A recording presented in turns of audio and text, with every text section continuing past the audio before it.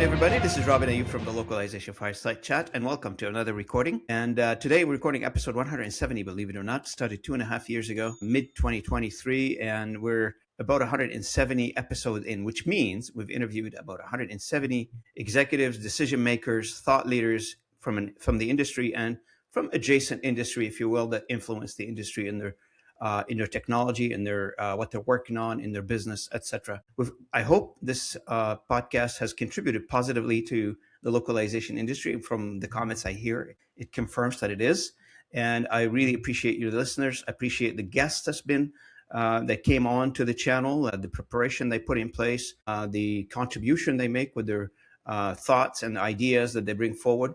And today I have the distinct pleasure and honor to have with me Dylan Hartmann. Dylan, I thought he's going to join me from Australia, but he just informed me that he's now in Colorado, which is closer to me than waking him up in the middle of the night, Australia time, to do a podcast with me. Dylan, welcome to the channel. Appreciate it. It is such a pleasure to be here, Robin, and thank you. If I were in Australia at the moment, it would be, let me check, just past 9 o'clock in the morning. So in the morning. Oh, so it would be okay for you.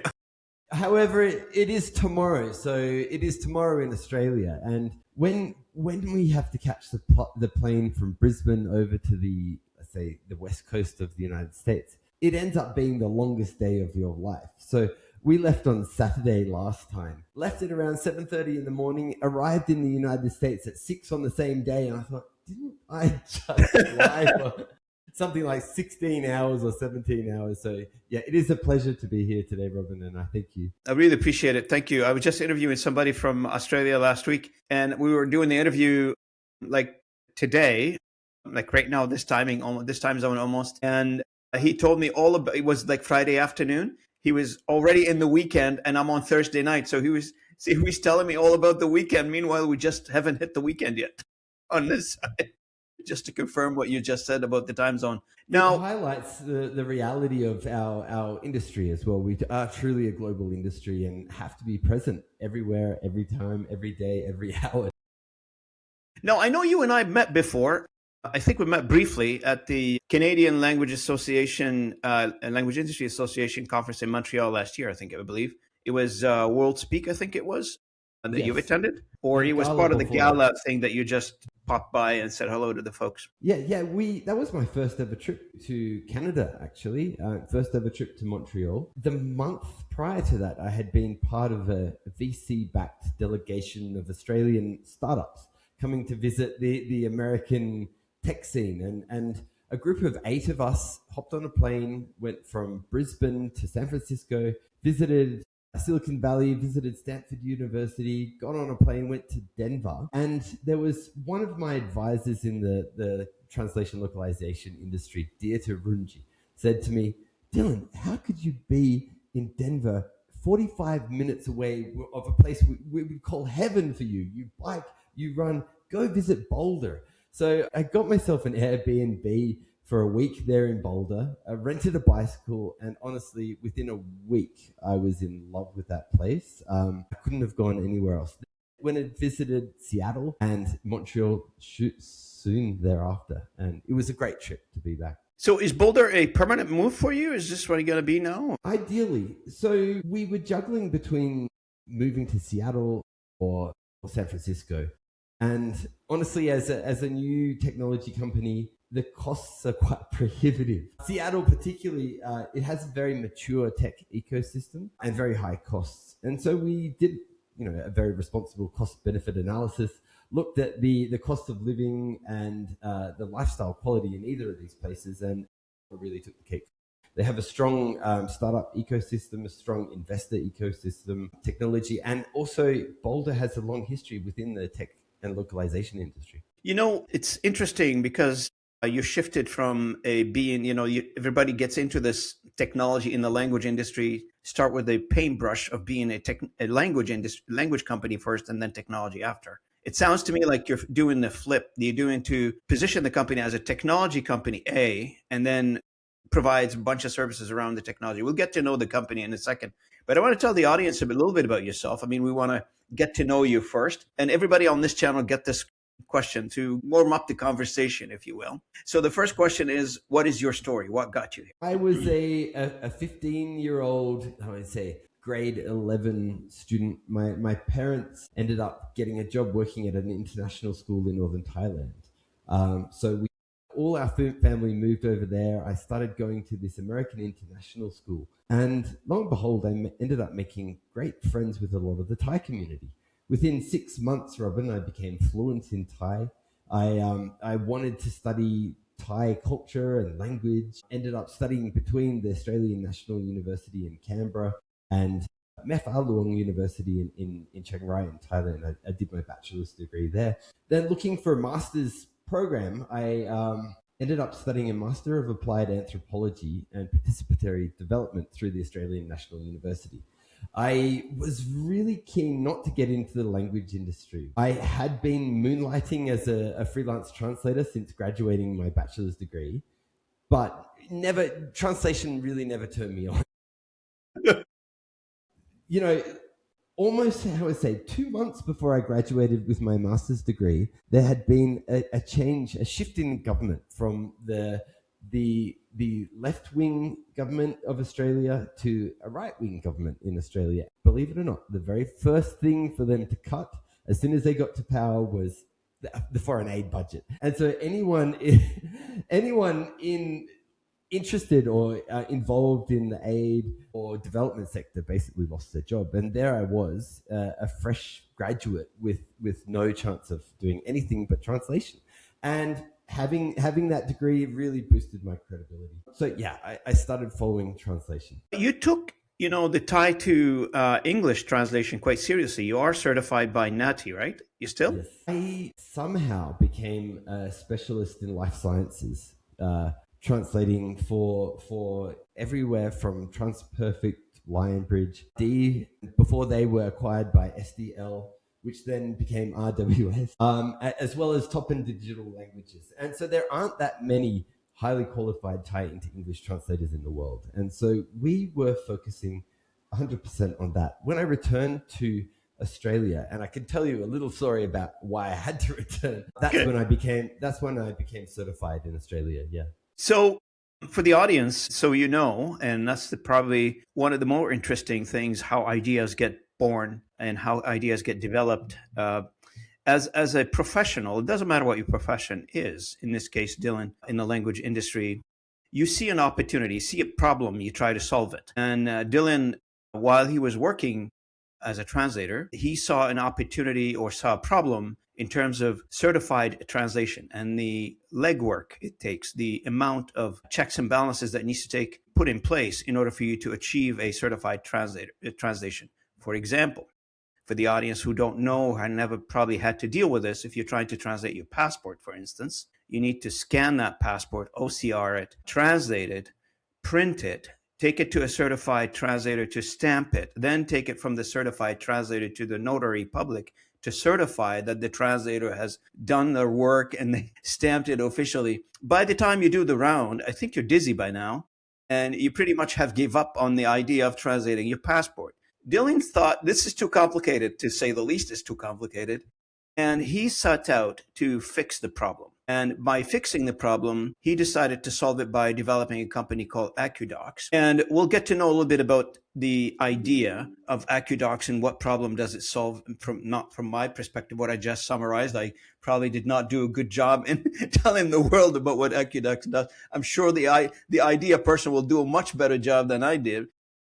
Just to get us started, like, what was the aha moment for you? It goes back to me being a full-time translator, working as what you would call a digital nomad based in northern Thailand. I was very busy earning USD from companies all around the world, based in Thailand, so living very comfortably. And you may or may not remember in 2016, there was the latest coup d'etat in Thailand. Now, I've lived through coups before. As a foreigner in You know what? You should put that on your LinkedIn profile. I went through. Last time I said that here in the United States, someone yelled out, "We're going through one right now." But, I've lived through coups before in Thailand, and as a foreigner, look, if you keep your mouth shut, if you keep your head down, it'll all blow over. And they're not targeting foreigners whatsoever. But as soon as the military junta forcibly shut down the country's biggest gold mine, which was owned by an Australian company, that created one of the biggest international incidents for that military government. And it ended up being $1 billion litigation between Kingsgate Mining and the Kingdom of Thailand. I got a phone call from one of the world's biggest mega agencies, and I never get a phone call from these guys, but they said, "Hey, Dylan, we've got 1 million words that we need your help on. We can't tell you anything about this project. We can't show you anything until you've left the country." And I thought, gosh, Robin, this must be big. So yeah, I said, sure, I'll go back to Australia for that. And it ended up being all of the background material that would support their case against the Kingdom of Thailand. Sadly, it was mostly environmental health impact assessments for people, community, civilians that were impacted by the effects of arsenic and cyanide poisoning. So it was very, very serious. But it was 1 million words, Robin.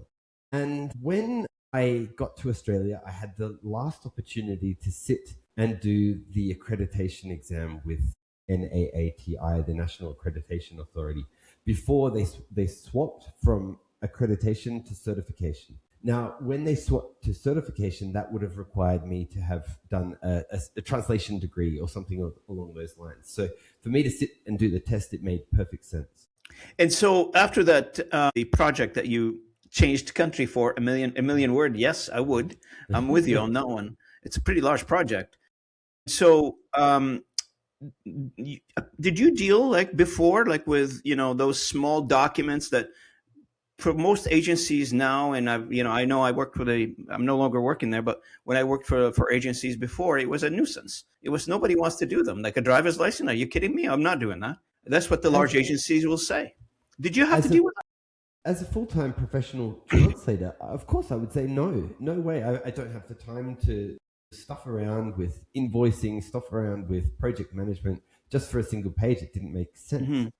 But when I returned to Australia, became accredited and then certified with NAATI, I thought it was a way of boosting my credentials. I thought I could go from charging 16 cents a word to like 20 cents a word or something like that back in 2017. Well, it turns out that, okay, sure, I could do that. But what I never expected was that being certified meant my name, my phone number, my email address were on a public directory. And so every Thai in Australia who had a problem with their visa, who had to go see the doctor, who had to do something to do with the law or the courts would call my phone. And there I am trying to translate 150,000 words a month, and my phone is blowing up nonstop. And being a linguist, being an anthropologist, we have a certain empathy towards people who you want to help through crisis. And they're calling me up crying, saying, if I don't hand this in, they're going to cancel my visa, Dylan, please help. And other customers had raved about your services. And so I've got a reputation to uphold. Good. Well. But it ended up costing me time. It ended up costing me money. And that aha moment that you asked about, it came when I realized, look, a lot of these documents that they need translated and certified can be easily templated. What if I created a template and sent it to the customers to pre-fill? That would save a lot of the time, right?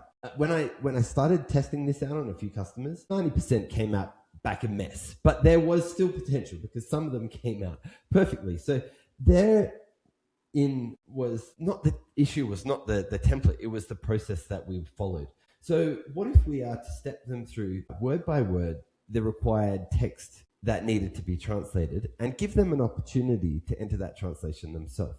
So we designed a step-by-step process where the platform will ask the customer to find your name, they'll circle their name, it'll show up in their source language with an empty box next to it for them to type that into English. And therein was the method we used to create the world's first self-service translation. So you've been at it for 6.5 years. Did I get that correct? It has gone through a couple of pivots or iterations, Robin. Going back to that first problem case, AcudocX was designed first and foremost as a tool for freelancers. Freelancers in that exact same position as I described. You're overwhelmed with agency work and you keep on getting these individual customer requests. It turns out in the Australian industry, there were not very many translators as busy as me. I didn't realize that. Probably the busiest in Australia. Everyone is doing like, 1.2 to 1.5 million words a year. But what we had designed was a process that was incredibly fast and scalable. From a pain point experienced by every immigrant customer and every other translator myself. So it wasn't just a self-service translation process that we designed. It was they would upload the document, they would select the service, they would pay in advance, and the job would be automatically assigned to the translator. So as a freelancer, the first time you hear about the job, it's 95% complete. It's already been paid for, and you haven't had to talk to the customer. Now, we launched in November 2019. That was exactly 3 months before COVID international border lockdowns. And you may or may not remember, but Australia was very strict with their lockdowns. Yeah, Canada was too. No one was coming in. But during that period, LSPs in Australia were still advertising B2B services. And so inevitably, they were attracting this overflow of B2C customers with a single page document. And it was still a headache for them. So it took not much effort on our part to design a dashboard for LSPs to offer that same service, leveraging the translators, the freelancers we already had on the platform, utilizing the exact same payment process, but removing any need to request a quote. So all of the documents, all of the prices are completely transparent, because everyone knows what to expect when a driver's license translation comes through, right? Or a birth certificate. So translators are happy to claim it for a fixed fee and deliver it immediately within the platform. So that is where we've seen all of our growth. So, Dylan, how did you solve for I'm not sure if it's part of the process, the legal part, the notarization part? Has that been solved, or is that separate? So that is separate. We are building an integration with some of the leading online notarization. But for most purposes, notarization is not actually required. In Australia, the legal component is a stamp being completed by a certified translator, similar to many places in Canada, as far as I understand. Here in the United States, for the United States Citizenship and Immigration purposes, USCIS, notarization is optional as well. It's not necessarily required. No. But in some jurisdiction, probably it is required. I tell you, one time I had to deal with this, and here I am, a general manager for the country, and this customer calls me up, says, they're doing a merger with another company. The company is based in Florida, and the company that they're buying is in Brazil. And they've got a contract. They want to take it from English to Portuguese or vice versa. I can't remember now. But that contract, the only way they accept it is a printed document stamped by the translator, notarized. And, Toronto is a big city, and the translator happened to be in the Toronto area. If he wasn't in the Toronto area, I wouldn't have been able to help anybody. But I had to drive about an hour and a half to see the translator, knock on the door. I'd never been to any translator's houses before. Take the document, and the translator had signed it and put the stamp on it. I witnessed right there that this is the translator's stamp. And then I had to go all the way down to only the notary public that I know. He wasn't in the neighborhood. I had to drive another hour to go see him. And then when I got there, he says, "No, I can't do that." I said, you mean I can't notarize it? He said, "No, I need to see the translator." "How do I know this is the translator's signature?" I said, "I witnessed it." He said, "No, I need to see the translator." Oh my God. By the time I had to go back and forth, I don't know how many times, I have no idea. Like, when still there are some laws. My point is, there's still some cases. I know they're rare and few and far and few between, where you're required to put ink on paper, which clogs the system completely. The way we approached it, because printed copies are often requested, the way we have approached it is by leveraging the professionalism of the translators who we have on board. AcudocX has a mandate to recruit exclusively certified translators. And that's for a number of reasons. One, with that level of professionalism. Two, because they must abide by a code of ethics. And code of ethics requires them to complete the job and treat the customer and adhere to all of the required protocols to complete that job. So when, for example, hard copy is requested by the client, they can choose hard copy for a set fee. The translator will receive that notice that a hard copy is required, print it off in their home office, put it in an envelope. It'll have your letterhead on it as an agency, and they'll send it straight directly through to that customer. Mm-hmm. We have had some LSPs who say, "Well, what about our branding? It's our customer," and so on. But For this service, Robin, it's a single-time customer. Okay, in a blue moon, they might require 100,000 word document to be translated, but the likelihood of that happening is very, very Yeah, they don't low. have recurrent passports to translate, or Oh yeah, or birth certificate. university CVs to translate. If they're doing that every week, you got to check into them. Yeah. And so through this process, my goal has always been to really, to how I say, upscale this revenue stream for certified translators, recognizing that as a professional, the demand for our services is reducing significantly. And if we can make this one service fast and profitable, then it'll benefit the industry as a whole. Now, how big is the certified translation, do you think, in your opinion? How big is the certified translation industry? Yeah. That's a tricky one because it goes into wherever. What you're dealing with. I mean, from what so- you're dealing with. I'm not talking about certified translation for the pharmaceutical sector where Yeah. you're doing like a drug, I don't know, drug pamphlet or something like this. That's different. But for business to consumer certified translation, how big is it? We have determined it to be potentially in the billions, right? When you're Yeah. looking at the global movement, the movement of people globally every year, we're close to 300 million people moving around the globe. If half of those require a translation at roughly $50 a job, you're looking at 7 billion. Dylan, because we started the conversation by saying the industry is missing out on this. They don't want them. But when you Yeah. pull it all together, it's significant, it seems. And there are a few big players out there who are doing that B2C service, but Okay. AcudocX is the only one that is, how I say, it is open for language companies. It is a tool. We are just the back end. We are a tool for language companies to utilize and offer to this consumer market, which hadn't been done before. Do you think, Dylan, that we've solved the certified translation, the B2C part of it at scale, or this is still on a case-by-case basis? With AcudocX, Yes. it's on a jurisdictional basis. So customizations need to be made for each jurisdiction. Here in the United States, we're active and processing work regularly. We've solved the issue for Australia and coming into Canada next.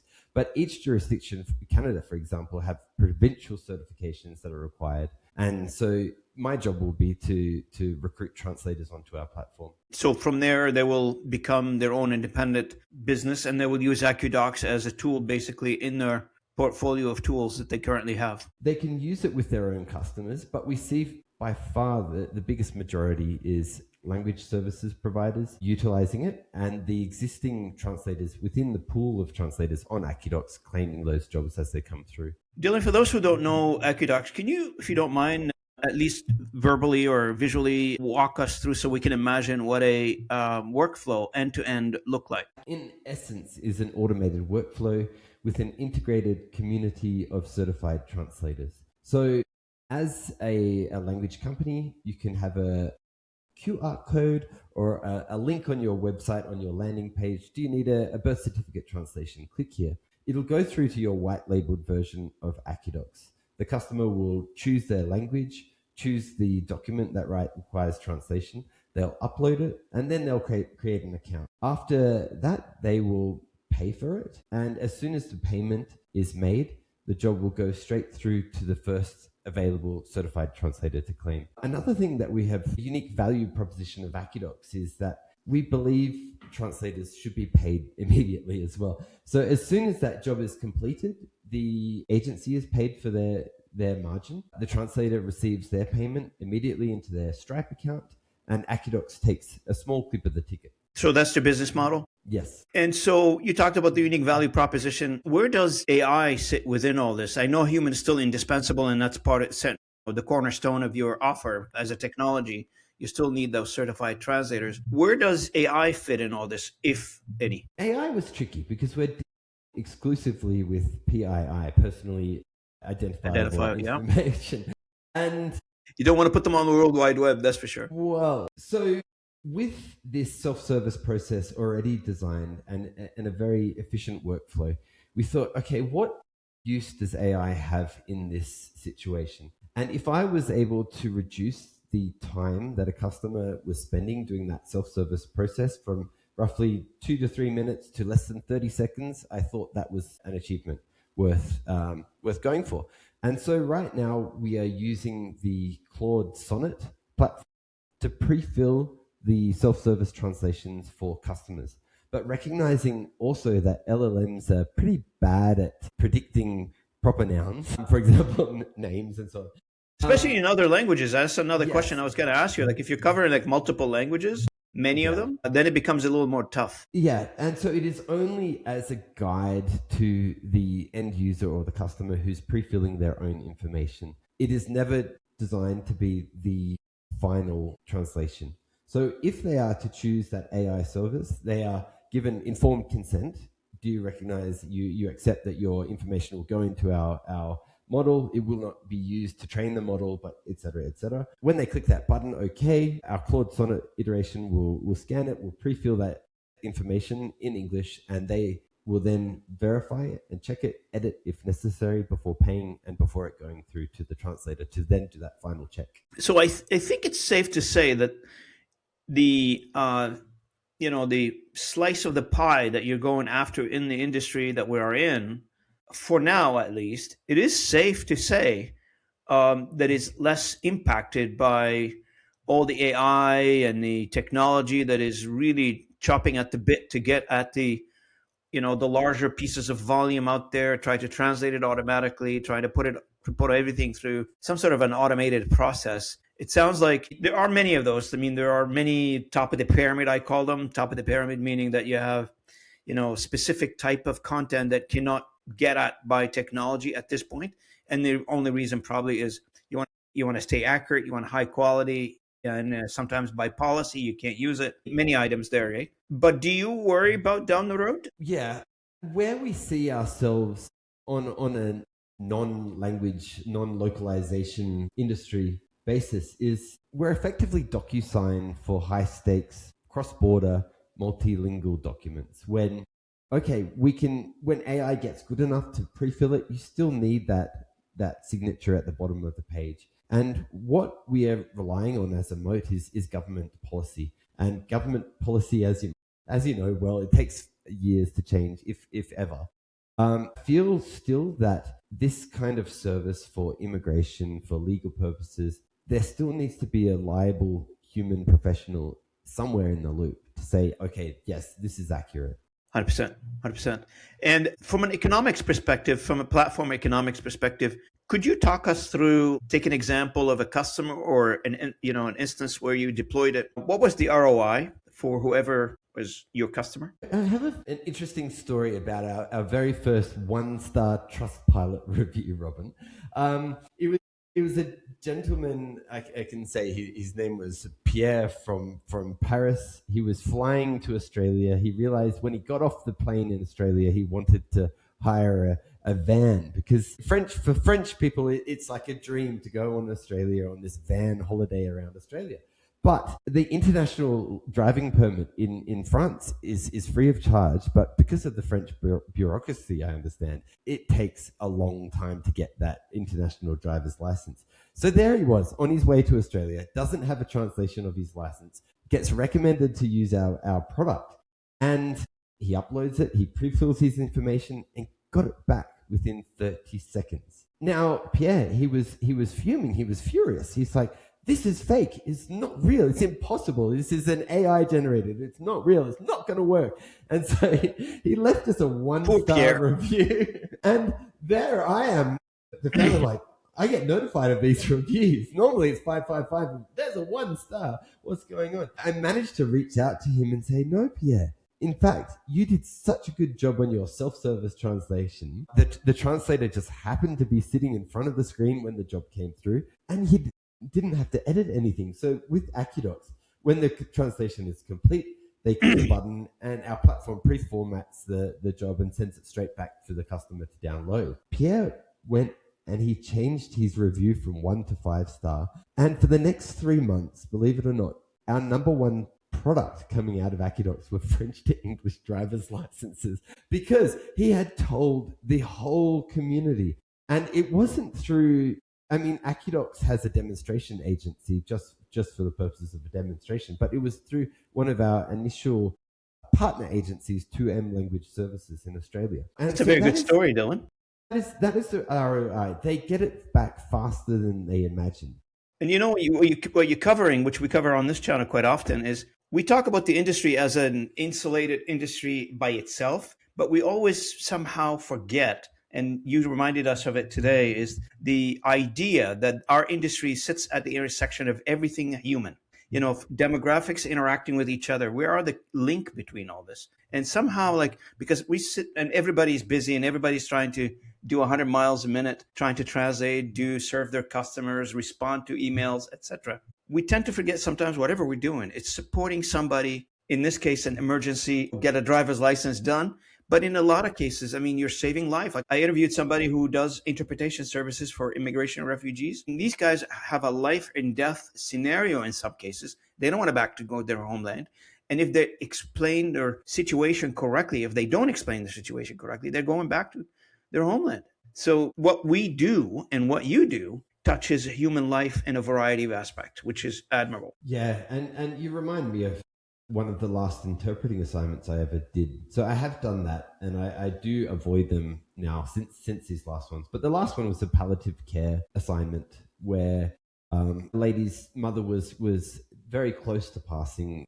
She was living in Thailand, and our job was to communicate with her maidservant. And yeah, it was touches on the quality of life of people globally. Yes.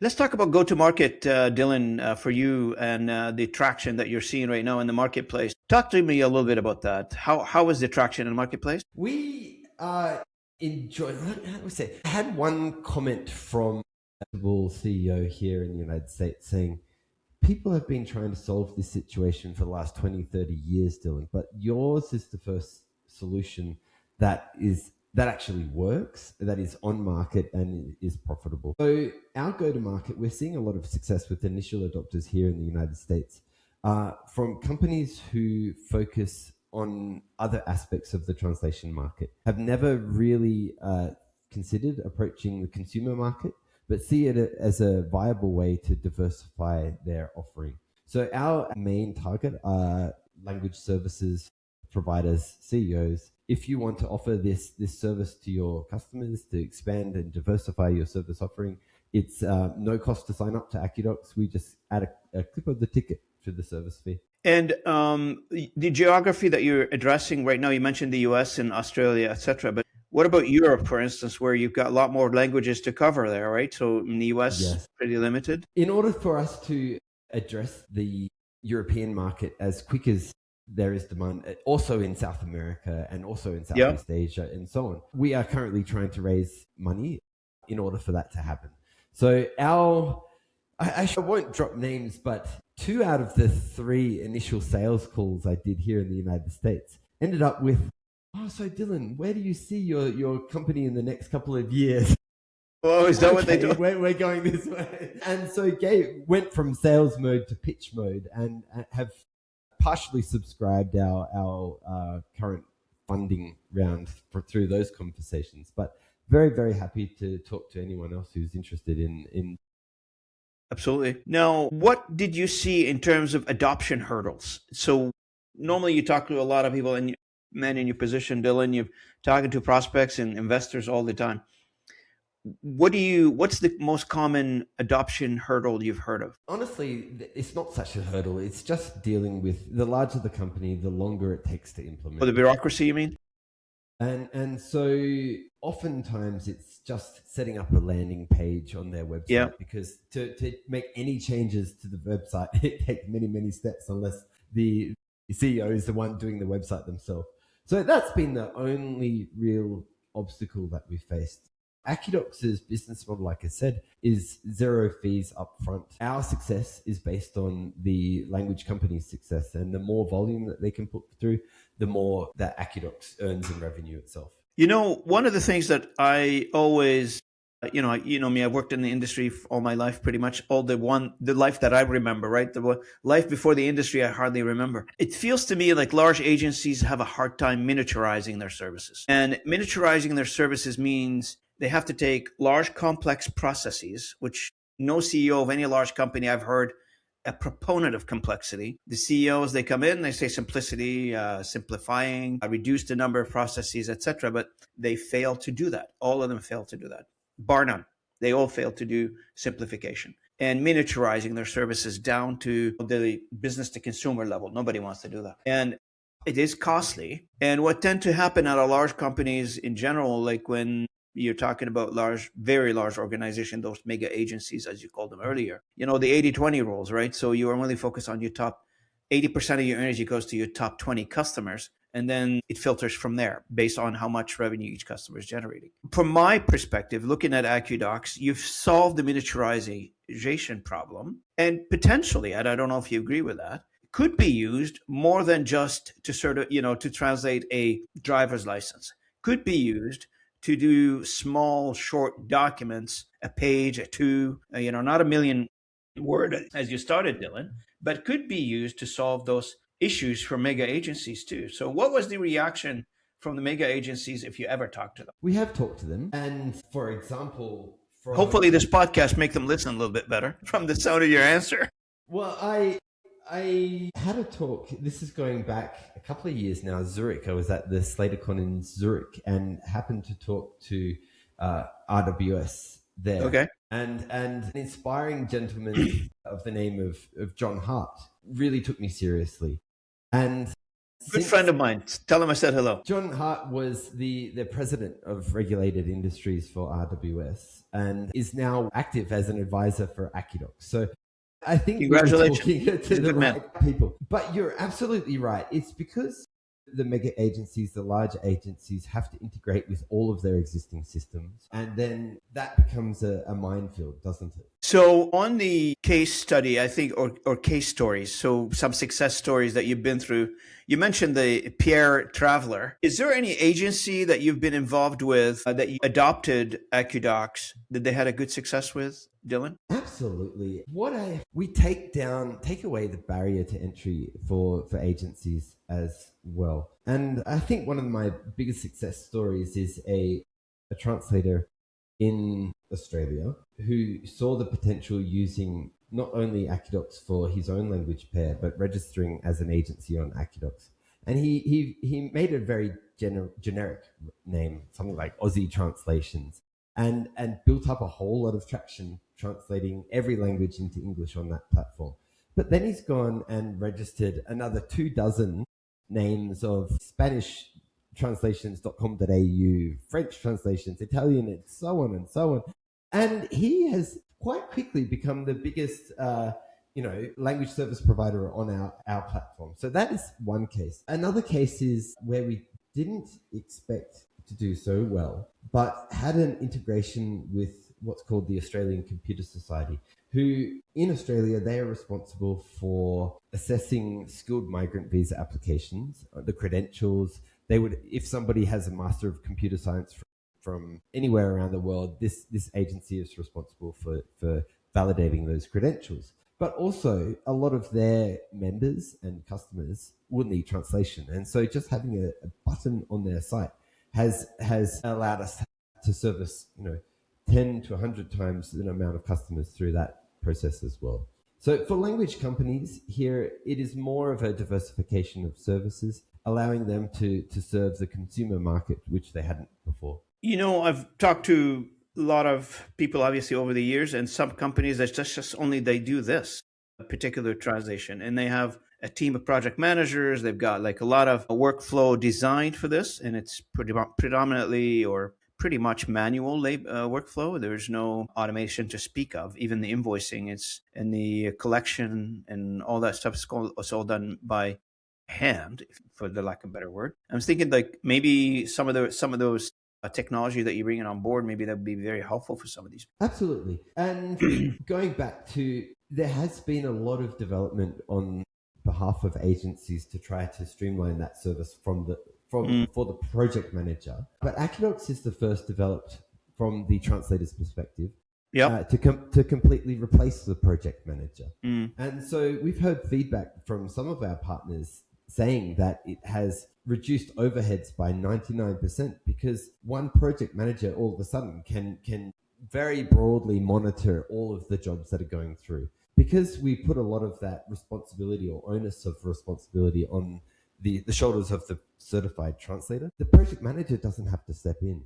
So that is one great point. But also this reduction and this high speed turnaround of jobs on the platform is also a benefit as well. You know, every CEO would hear the word reducing overhead. Probably they're just, jumping up and clicking their heels probably by now. So I guess it's a music to ears of some people that they're listening to this channel by now.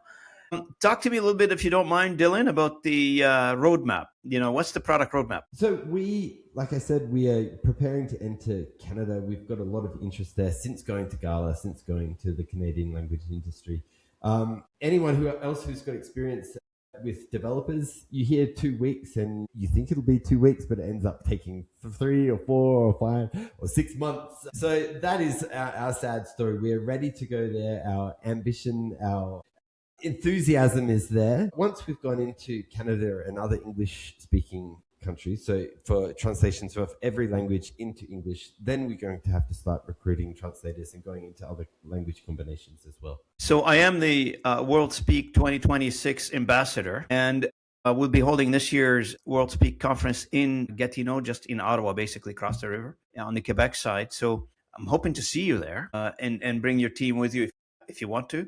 But at least I'll get to see you if you're coming, and welcome you into the Language Industry Association and to Canada in general. So appreciate seeing you again. Thank you. That would be excellent. And thankfully, that side of the new year, it's not so cold as it might be around this. No, they'll be in May. April or May, somewhere around there. You come in the spring. We don't want you to come in now. It's too cold, man. Too cold. Well, here in Boulder, I have now officially witnessed or felt what it is like to have 0 degrees Fahrenheit. I never thought I would get that cold. Try minus 28 Fahrenheit. Now I know what 0 degrees Fahrenheit is in Celsius, because it's negative 18. Wow, I never thought I'd be that cold. Anecdotally, the other day, I normally don't do this, but in the morning, I don't know what got into me. Maybe I've been in the house for so long, just trying to stay away from the cold. We got 1 meter of snow behind my house, so it's crazy. So I got in the car and I said, okay, Starbucks is not far away from me. I'll go get a tea. So I get in the car and I'm going to get my tea. It was so cold, the car barely ran. And when it ran and I'm driving, the first time I tried to apply the brake, the pedal has frozen. Nothing wrong with the brake, but the pedal has frozen. I tried to press on the brake and the car kept on moving. There is an expensive car right in front of me. I'm afraid of hitting it. So I shifted the car. I turned the wheel, ended up like on the sidewalk. I put the hazard light on and I started pumping the brakes. She, waited for the car to warm up and then all of a sudden back to normal. But it scared the life out of me. You have to have a thick skin driving in snow, so I wasn't used to that. What's Well, you got to get the right equipment. But I mean, if you can avoid coming to Canada in the winter, don't. I mean, unless you like skiing and stuff, so that's different. That I'm very new to and have started enjoying thoroughly. There's a lot of good places to ski in Canada. If you're into winter sport, perfect, excellent. Now let's talk about some of the challenges. What keeps you up at night? What keeps me up? Look, I fear for the future of the industry. I see. Why? Hearing from translators, hearing from other freelancers, there has been a massive drop in demand. Okay. And the industry itself might be going through a flux, but that is what really drives me, Robin, to try my best to create this platform where they can really try to monetize their skills and their qualifications and make a sizable income from what was a single page document before. And you pretty much, from my understanding, you bootstrapped the whole thing yourself, right?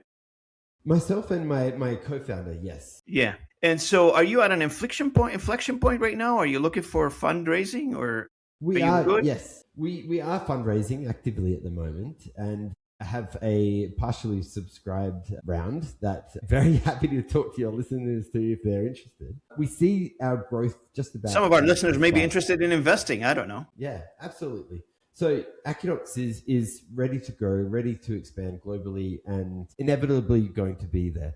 The faster we bring these funds in, the faster that growth will occur. Are you building a little bit of a business development network around AcudocX, like building some partnerships with immigration platforms, government agencies, large enterprises, visa providers? We're open to every conversation, recognizing the lean size of our team. We need to focus on where the service is needed most. And the biggest success we've had is with language services providers. And just some closing questions for you. I won't make it too hard. What is the biggest myth about translation tech you want to dispel today? You're asking, I'm a published literary and poetry translator. I know I asked the question, Dylan. The reality is that I didn't want to put you on the spot. I'm sorry, man.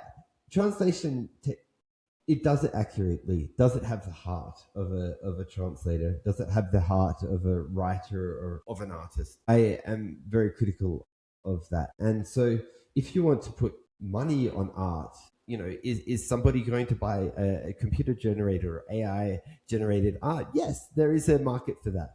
But does it have long-lasting value as the sweat, blood, and tears of a literary translator working hard days and nights? I'm not sure. So I still think there is a place for a human's involvement in the translation process. Absolutely. Any other area of AcudocX that you would like to speak about that I have not covered? As a tool for translators, inevitably we're going to go up the chain, and who needs these documents the most? We're talking about the government authorities, we're talking about government departments or other official bodies. And so that is the end game of AcudocX, to be allowing our partners to be able to take these requests for proposals and take it directly to the government source. Absolutely. I want to thank you for joining me, Dylan, on behalf of the audience and myself. Thank you for being with me today. Any further comments before we terminate? I'm happy to teach you some Thai. So to say thank you, say Kop Kun Kap. Thank you. I was going to ask you to speak Thai, but I didn't know if you would be comfortable on a podcast, but go ahead. Thank you so much for our Thai listeners, and I know I have a few. This is a treat for you. Excellent. And yeah, that's all I said. It's been such a pleasure, Robin, and thank you for having me.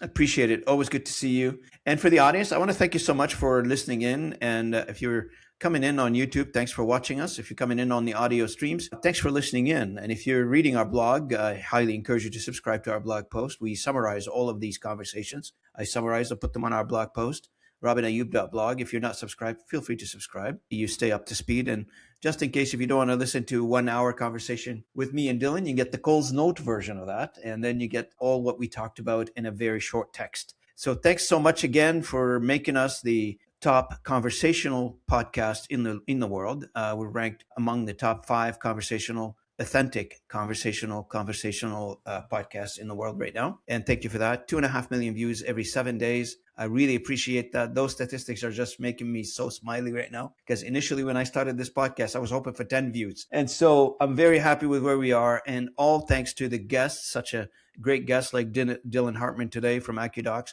I really appreciate you joining me, spending some time with me. Welcome to North America, by the way. I forgot. We feel like we're neighbors now. When you were in Australia, it was like too far.